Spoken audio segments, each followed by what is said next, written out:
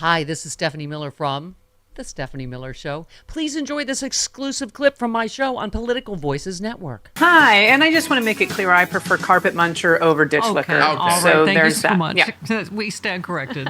If you're going to insult me, Yeah. please use the proper term. The colon cowboy and I stand corrected. Yes, we do. Yes. We're getting T-shirts made. Chris, if you don't make a T-shirt, you Okay. dropped a ball. They seem so nice on their side. They seem super nice. Okay. Oh, yeah. By the way, you retweeted the same. I love this too. First, they came for trans people, and I spoke out immediately, even though I'm straight and cis, because I read the rest of the poem. Thank you. Just read the whole poem. You don't have to do it every time. Just say something immediately. Okay.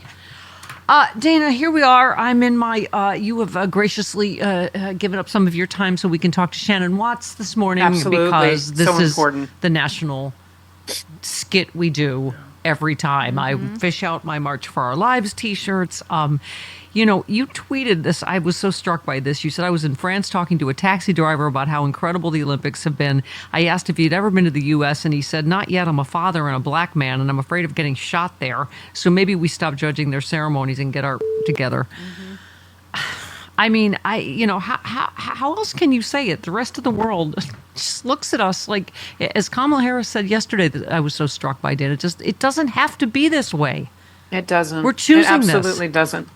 We need to vote Republicans out of office. Anyone that has an F rating from the NRA, good job. Anyone's got an A rating from the NRA, vote them out.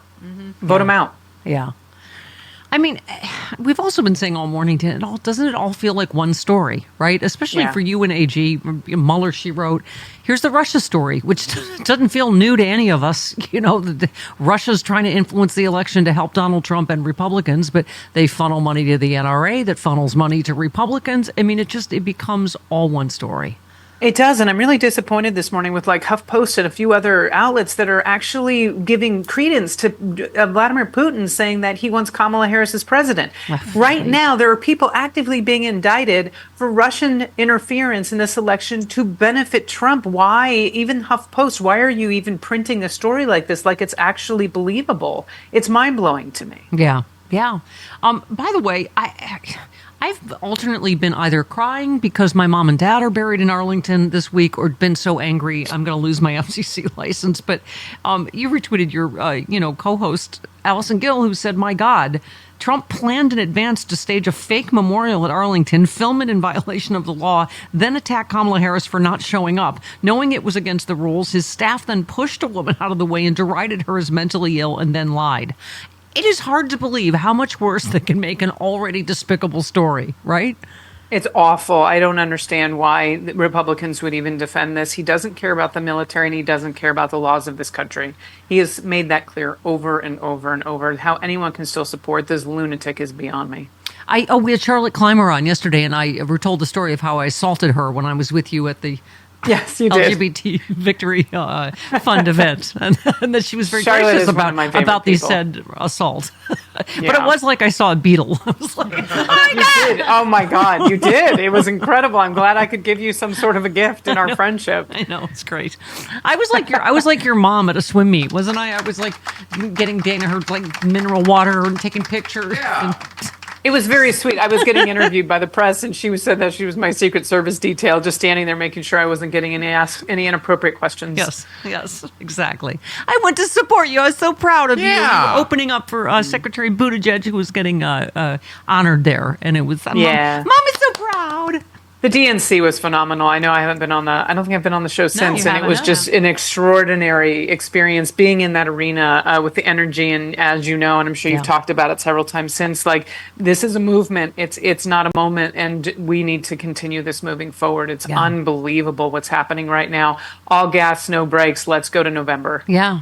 I mean, I swear to God, I feel like there's no story either, Dana, that's not about misogyny in some way, whether it's J.D. Vance or what was Jody? I don't know if I have this right. It's somebody that Trump pardoned but assaulted his wife again. Yeah. He was already a domestic abuser. And I mean, it's just this party is rife with these kind of guys. I mean, and Trump defends them every single time, right? And Absolutely. He's also tweeting out such racist AI images about what appears to be gang members. And he's like, these are going to be your landlords if you vote for. I mean, if you they vote could for not Kamala. be going any more racist right now. Yeah. I say that, but the debate, no wonder they don't want a hot mic for him. I would not be surprised if the N-word comes out of his mouth on national television. Yeah. And I do think he'll call her a bitch. I absolutely think he'll lose it.